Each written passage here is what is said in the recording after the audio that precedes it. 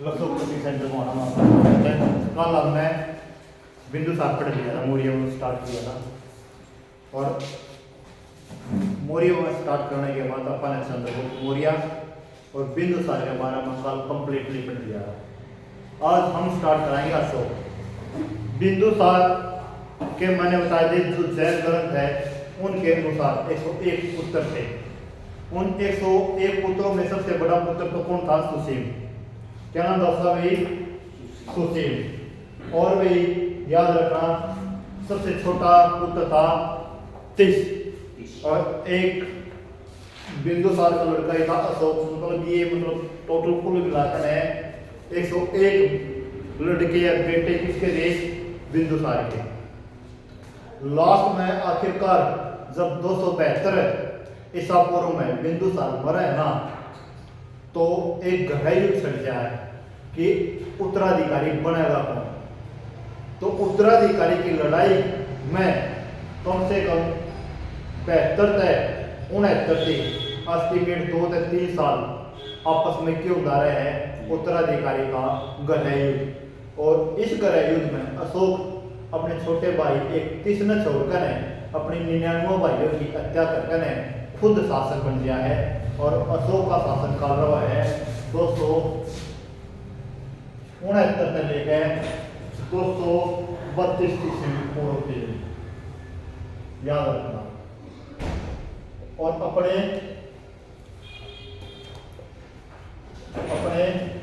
99 भाइयों को मारकर अशोक गद्दी पर बैठा है।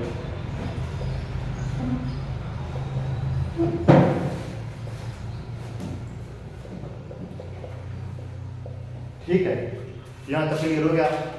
अपने 99 भाइयों को मारकर अशोक गद्दी पर बैठ गया। और कब बैठ गया? उत्तराधिकारी बन गया 269 से लेकर कब तक है 232 ईसा पूर्व। यहाँ तक बात समझ में आई या नहीं आई? देख भाई, दो अभिलेख याद रखना। एक तो अभिलेख याद रखना मास्की अभिलेख,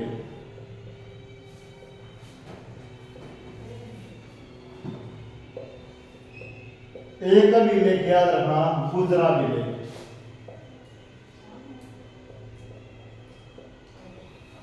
ये अभिलेख बहुत ज्यादा पेपर में आवा है। इन अभिलेखा में अशोक का दूसरा नाम दे रखा है। मास्की अभिलेख में तो अशोक का नाम क्या बता रखा है भाई? अशोक वर्धन। अशोक वर्धन अशोक का दूसरा नाम किस अभिलेख में डिनोट कर रखा है? मास्की अभिलेख में। और याद रखना गुजरा अभिलेख में अशोक का नाम देव नाम प्रिय, देव नाम प्रिय अशोक, ये नाम गुजरा अभिलेख में अशोक का है। देव नाम प्रिय अशोक या इनके क्या जहां देव नाम प्रिय दर्शी,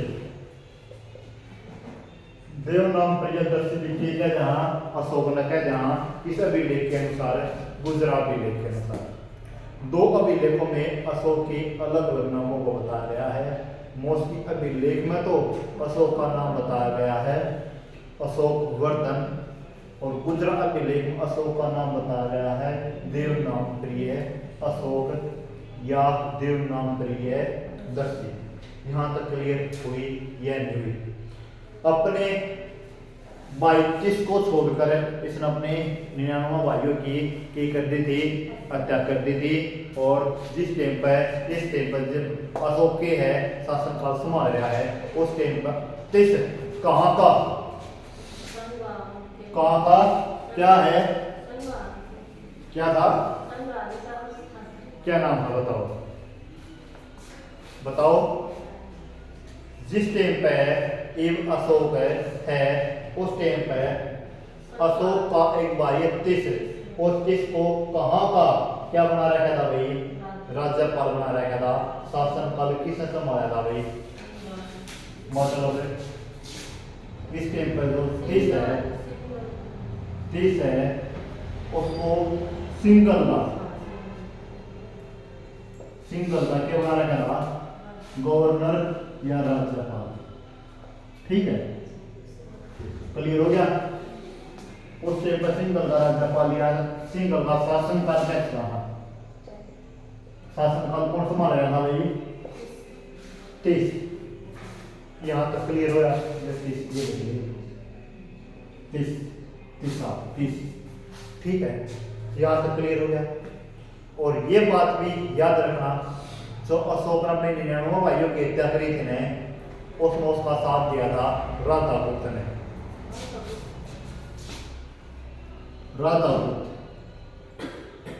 और राधागुप्त कौन था, चाणक्य का शिष्य था राधागुप्त। इसी ने अशोक की मदद की थी, उसके भाइयों को मारने में। यहां तक क्लियर हो गया। मतलब कैसे कहा, चंद्रगुप्त मौर्य की तो हेल्प करी थी चाणक्य ने, किसको मारने में, धनानंद को मारने में। और अशोक की हेल्प की करी थी राधागुप्त ने, जो चाणक्य का शिष्य था। यहां तक क्लियर हो गया।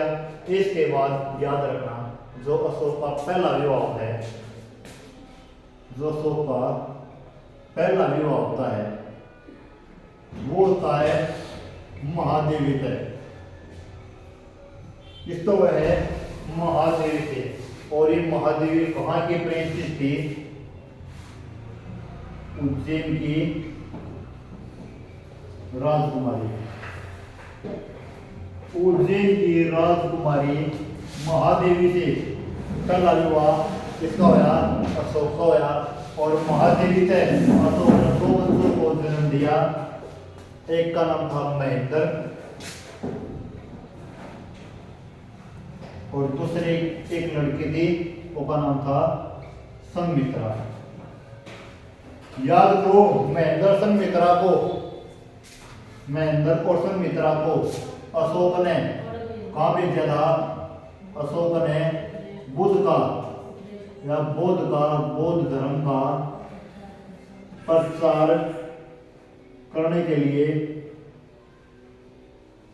श्रीलंका भेजा था।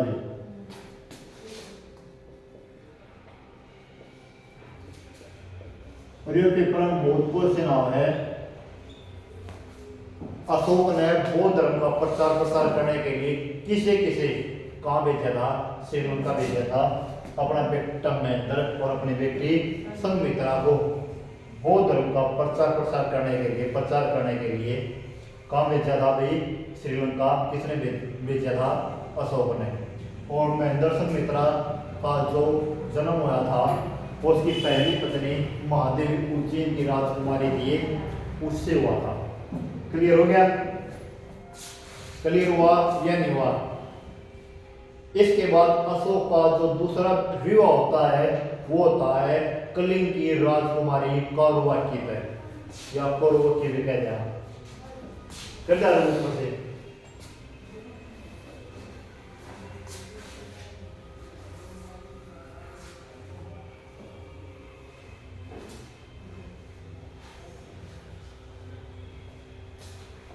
पहला विवाह तो वो है महादेवी का, और दूसरा विवाह होता है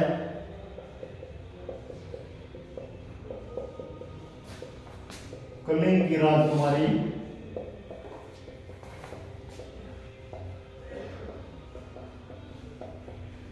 कौरवाकी, या वो की भी कहते हैं। ठीक है, कौरवाकी भी कहते हैं और कौरवाकी भी कहते हैं। यहां तक क्लियर हो गया। कौरवाकी या कौरवाकी, कहाँ की राजकुमारी थी? कलिंग की राजकुमारी। इसी से एक पुत्र का जन्म हुआ था, इसी से पुत्र का जन्म हुआ था, क्या नाम उसका? कुणाल। और ये कुणाल ही आगे चलकर अशोक का क्या बनता है? अशोक का उत्तराधिकारी बनता है।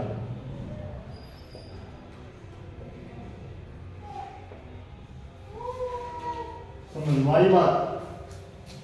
पहला विवाह तो मैंने बताया महादेवी तो है उज्जैन की राजकुमारी की। इसको एक लड़का एक लड़की, 2 बच्चों को जन्म दिया और इन दोनों बच्चों को अशोक ने कहा भेजा था? श्रीलंका बौद्ध का प्रचार प्रसार करने के लिए।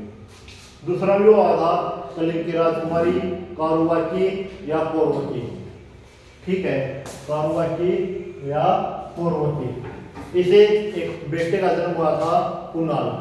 जो ये कुणाल ही है जो आगे चलकर अशोक का क्या बनता है? उत्तराधिकारी। यहाँ तक भी क्लियर हुआ या नहीं हुआ? इसके बाद कुणाल का पुत्र हुआ दशरथ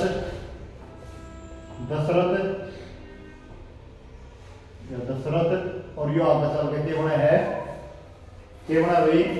उत्तराधिकारी बना है भाई। ठीक है, दशरथ, अशोक, कुणाल, दशरथ और लास्ट मौर्य वंश का शासक रहा बृहद। ठीक है ना? हाँ, ये पेपर में बहुत बार आ लिया। जो मौर्य वंश का लास्ट शासक कौन है भाई? बृहद। ठीक है, यहां तक क्लियर हो गया। आगे चलेंगे आप।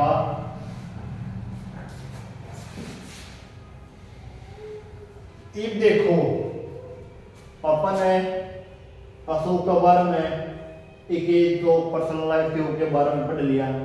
एक 2 पत्नियां थी, जो पहली 2 पत्नियां, मैंने 2 पत्नियां थी जो अपन बताई। और भी पत्नियां थी वैसे तो, ये नहीं है कि 2 ही थी। ठीक है ना? पहली पत्नी का 2 बच्चों का जन्म हुआ था, मैंने बताया। दूसरी का कुणाल जन्म था। ठीक है, जो आगे चल के बने हैं मौर्य वंश का उत्तराधिकारी बने हैं। अब आगे आ जाओ 261 बीसी में क्या होता है? कलिंग का युद्ध। जो कलिंग का युद्ध होता है वो किस के बीच में हुआ है? किस के बीच में हुआ है? अशोक के बीच में और कलिंग का राजा था नंदराज और अशोक के बीच में। ठीक है, और कलिंग की तय उड़ीसा में है और उड़ीसा में नंदराज से मतलब आर्थिक प्राप्त करने के लिए युद्ध किया गया था। जो कलिंग का युद्ध है, ये युद्ध अशोक ने आर्थिक प्राप्त करने के लिए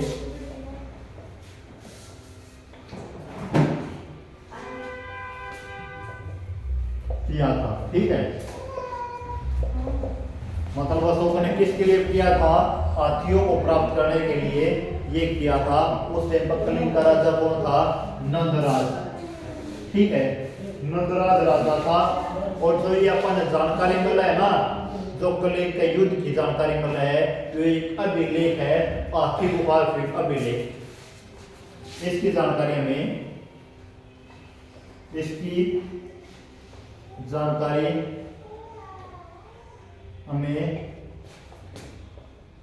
हाथी गुफा अभिलेख से प्राप्त होती है। ये भी याद रखना। जो कलिंग युद्ध की जानकारी है कौन सा अभिलेख से प्राप्त होती है की जानकारी? हाथी गुफा अभिलेख है। और एक अशोक का भी अभिलेख है। वो कौन सा अभिलेख है जिसमें कलिंग युद्ध के बारे में हमें जानकारी प्राप्त हुआ है? बताओ। जिसमें कलिंग युद्ध के बारे में बताया गया है कि कलिंग जब युद्ध हुआ तो उसमें इतनी मार काट हुई कि जिसने देखकर नितंद्र श्रृंगार हुआ है कि देखकर है अशोक हो गया, भयभीत हो गया। एक प्रकार से उसका दिल कांप उठा और उसने क्या कर दिया भाई? उसने कभी न तलवार उठाने का निर्णय ले लिया और बौद्ध धर्म को अपना लिया था। बता सको हो वो कौन सा अभिलेख था? अभिलेख 13वां में अशोक देख। एक तो आसिफ गुफा अभिलेख में इसकी जानकारी मिले और एक अशोक का 13वां अभिलेख में ये जानकारी मिले कि कलिंग का युद्ध हुआ था। कलिंग के युद्ध के बारे में अशोक का 13वां अभिलेख और एक और आसिफ गुफा अभिलेख। जो ये आसिफ गुफा अभिलेख है ये किसने लिखवाया था? खारवेल ने लिखवाया था। खारवेल ने लिखवाया था, याद रखना। इब्न को ये खारवेल कौन है? ये खारवेल एक वंश था, चेंदी वंश। खारवेल कौन था? चेंदी वंश का सबसे महान शासक था ये।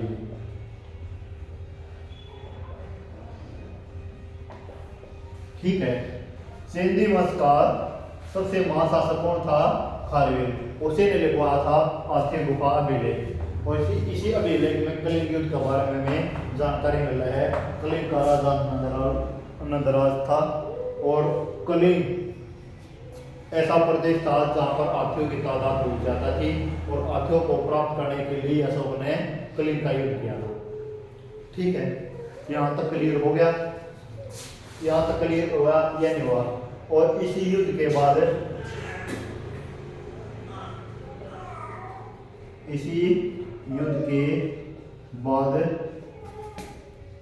अशोक ने बौद्ध धर्म अपना लिया था।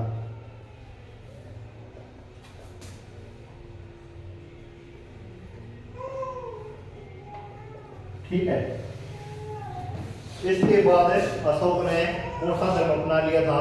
बौद्ध धर्म। और वो कौन सा बौद्ध मुनि था जिसने अशोक को बौद्ध धर्म को अपनाने में सहायता करी थी? मुगले पोतुतिस। याद रखना, अशोक का धर्म परिवर्तन किसने करवाया था? अशोक का धर्म परिवर्तन मुगली पोतुतिस ने करवाया था। जो अशोक का धर्म परिवर्तन किसने करवाया था? मुगली पोतुतिस। मुगली पोतुतिस। ठीक है, पोतुतिस, मुगली पोतुतिस। और यही मुगली पोतुतिस वही आदमी है जिसने बौद्ध धर्म की तीसरी ये करवाई थी, महासंगीति करवाई थी। 251 में 52 में 251 बीसी में क्या हुई थी? तीसरी बौद्ध संगीति। किसके काल में? अशोक के काल में। कहाँ? पाटलिपुत्र में। ठीक है,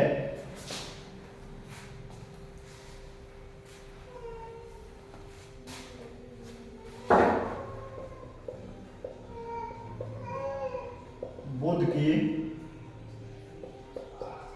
थर्ड महासंगीति कहाँ होती?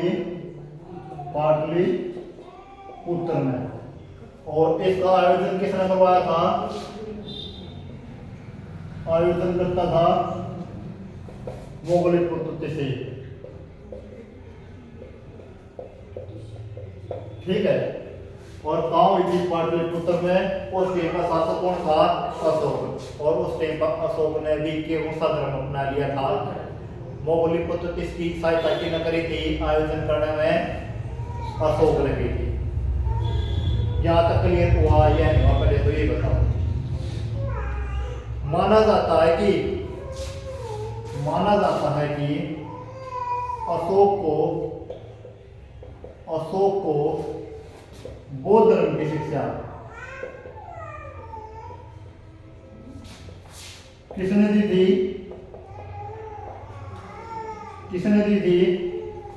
उपगुप्त ने। अशोक को बौद्ध धर्म की शिक्षा दी थी उपगुप्त ने। और ये भी माना जाता है कि बौद्ध धर्म की शिक्षा अशोक को एक बड़ा भाई था सुसीम, सुसीम का बेटा था, और सुसीम का बेटा एक बहुत बड़ा क्या था, बौद्धिस्ट था, बौद्ध धर्म अपनाया गया था, जिसका क्या नाम था भाई, निग्रोध। सुसीम का बेटा निग्रोध।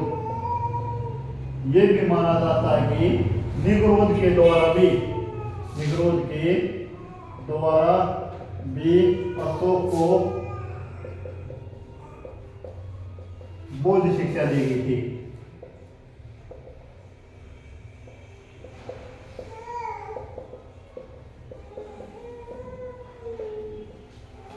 एक तो अशोक को बौद्ध की शिक्षा दी थी, वो उपगुप्त ने दी थी, ठीक है, इसलिए उपगुप्त अशोक का गुरु भी माना जाता है। यह भी माना जाता है कि सुसीम का बेटा था निग्रोध, और निग्रोध के द्वारा भी अपने चाचा से के दी थी हुई अशोक की शिक्षा दी थी। ये बात याद रखना। और मैंने बताया बुद्ध की थर्ड काउंसिल हुई थी, वो पाटलिपुत्र में हुई थी, और इसमें दो पिटक जोड़े और तीसरा पिटक जोड़ा था।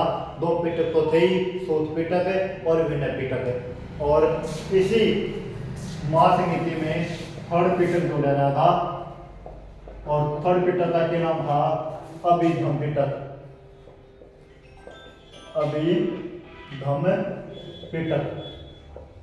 और दो पिटक कौन कौन से थे, विनय पिटक और सूत पिटक। तीसरी वो संगीति में कौन सा पिटक जोड़ा गया था, तीसरा पिटक जोड़ा गया था। क्लियर हो गया तक?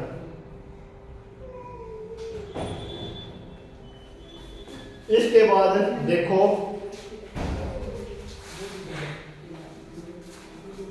अशोक के शासनकाल के दौरान 10वें वर्ष में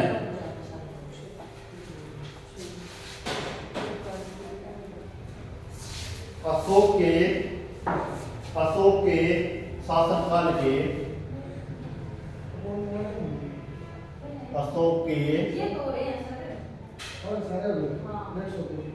शासनकाल के 10वें वर्ष अशोक ने यात्रा की थी। कहाँ की यात्रा की बता सकते हो? बोध गया की। जितने भी बोध गया में बौद्ध भिक्षुओं को दिक्कतें थी, सभी दिक्कतों को दूर करने का काम किसने कराया? अशोक ने। इसके बाद अशोक के शासनकाल के 20वें वर्ष अशोक ने यात्रा की। बता सकते हो कहा कि भाई लुम्बिनी।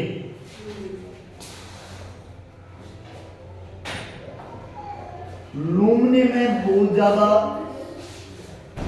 अत्याचार चल रहा था, ठीक है।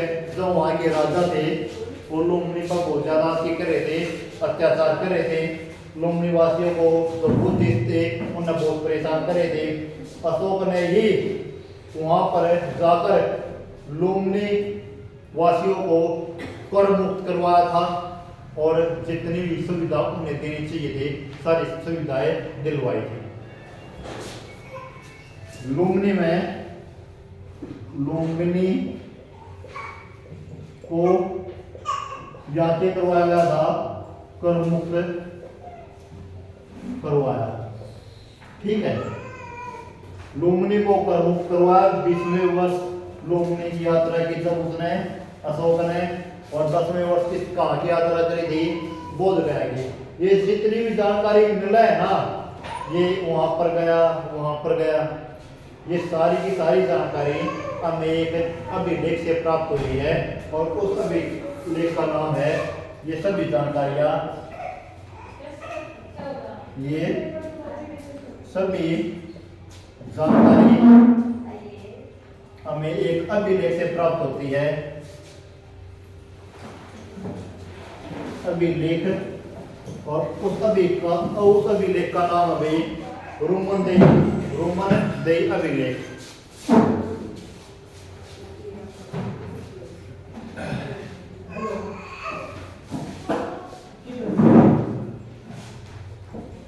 और यहीं से ये भी प्राप्त जानकारी होती है कि जैसे हमने पहला अभिलेख पढ़ा था अशोक का है, उसमें मतलब संपूर्ण जनता में संतान का बराबर है, उसने पशु बलि पर के लगा दी थी, रोक लगा दी थी।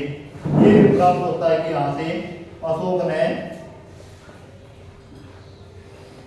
पशु बलि प्रथा पर भी रोक लगा दी थी। और यही से हमें ये प्राप्त होता है कि अशोक ही वो पहला व्यक्ति जिसने राष्ट्रीय उद्यानों की शुरुआत करी थी।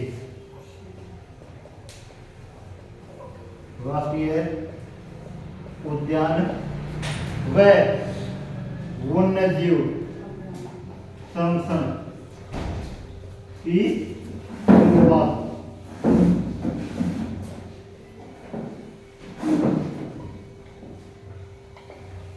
ठीक है, उसने पशु बलि प्रथा पर प्रतिबंध लगाया था, राष्ट्रीय उद्यानों को बनाना स्टार्ट किया था, वन्य जीव संरक्षण पे बल दिया था, और उसी ने 10वें वर्ष कहाँ की यात्रा करी थी, बोध गया की, और बोध गया पर जितने भी जुल्म हो रहे थे बौद्ध भिक्षुकों पर, उन सभी जुल्मों से आजादी दिलाई। और 20वें वर्ष उसने लुम्बिनी की यात्रा करी। लुम्बिनी पे जो वहाँ के जमींदार हैं, वहाँ के जो राजा हैं, वो क्या करे थे, वो ज्यादा कर वसूल करे थे, और वहाँ के वासियों को क्या करवाया था, कर मुक्त करवाया था। ये जो जानकारी हमें है ये कब अभिलेख से प्राप्त होती है, रोमनदेही अभिलेख से। अशोक ने ही पशु बलि प्रथा पे क्या करवाया था, रोक लगवाई थी, प्रतिबंध लगवाया था, उसने राष्ट्रीय उद्यानों को स्टार्ट किया, और वन्य जीव संरक्षण की शुरुआत भी किसने करी, अशोक ने करी। यहाँ तक क्लियर हुआ या नहीं हुआ? इसके बाद ये देखो, मैंने कल भी बताया था अशोक ने एक शहर की स्थापना करी थी, क्या वो बता सकते हो? अशोक ने श्रीनगर शहर की स्थापना करी।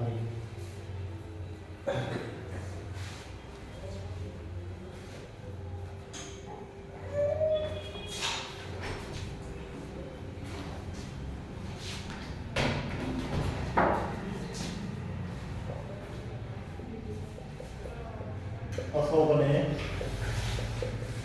श्रीनगर शहर की स्थापना करी,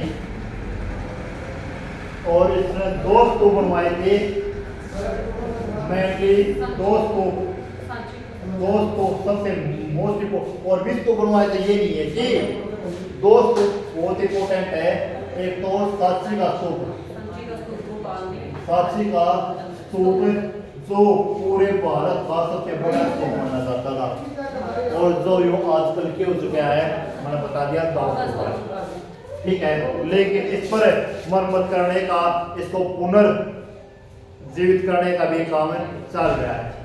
और एक अभिलेख और जिसका नाम है दमेक स्तूप, एक अभिलेख स्तूप, दूसरा स्तूप कौन सा है, दमेक स्तूप। दमेक स्तूप कितना है, ये सारनाथ में, और साची का स्तूप कितना है, मध्य प्रदेश भोपाल। जो ये सारनाथ स्तूप है ना, जो सारनाथ आप देखा अपन सारनाथ स्तंभ है, वही से ये दमेक स्तूप वही पर है। दो स्तूप मोस्ट इंपोर्टेंट है, एक तो साची का स्तूप है और एक दमेक स्तूप है। ये भारत का सबसे बड़ा स्तूप है, जो साची का स्तूप है, ठीक है। और अपने जीवन के लास्ट पलों में, अशोक ने कौन सा धर्म अपना लिया था, आजीविका। जब से जन्म हुआ और कौन सा युद्ध तक गई, कली का युद्ध थी, वो किस भगवान ने माना था, कौन से धर्म ने माना था, याद रखना। अशोक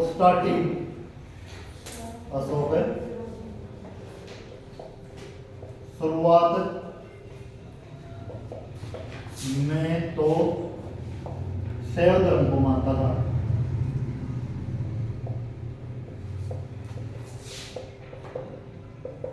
कलिंग युद्ध के बाद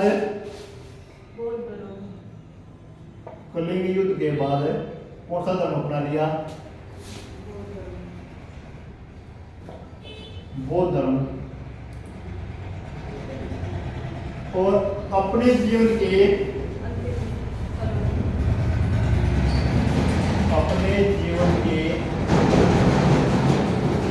अंतिम पलों में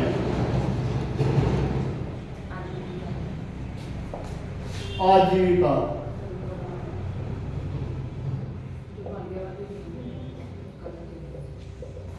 अपनाया।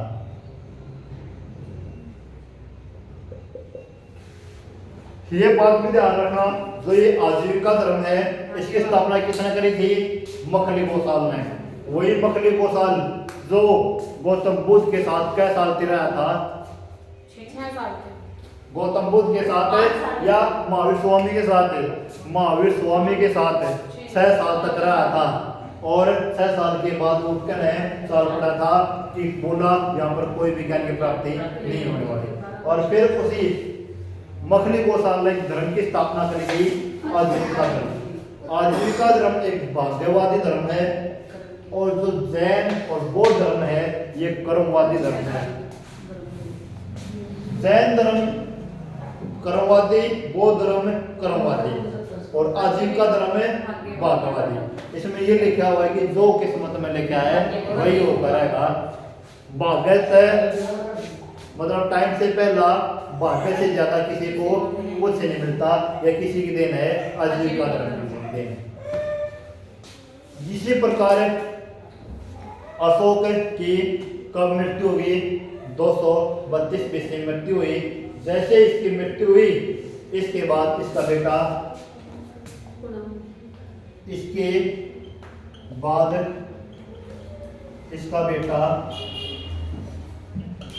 कुणाल शासक बना, और कुणाल के बाद दशरथ।